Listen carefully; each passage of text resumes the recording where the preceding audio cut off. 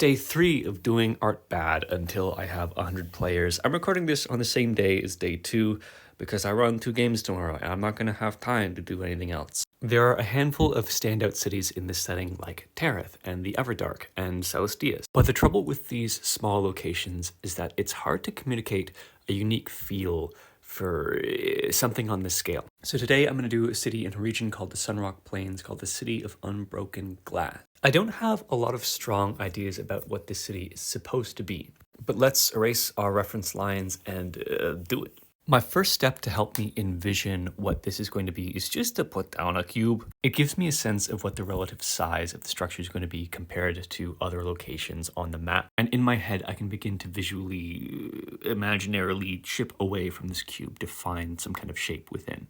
I think I've come up with something that's good enough for bad art.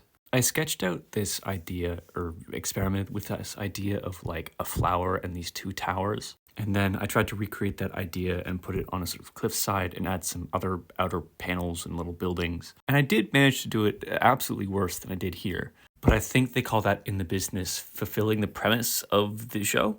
The City of Unbroken Glass is a place that no one has been to yet, but 2 player groups are going to cross over there in the next couple of months. I added some little buildings around it because there are other locations and cities and towns in this region. The only detail I know about the city is that it has these towers and walls made of glass. And I initially imagined them as shards, but I kind of like the idea of these petals absorbing and like reflecting light. And maybe even as a defense, these glass petals could focus light and control where people can enter the city. Anyways, I think that's it. Come back for part 4.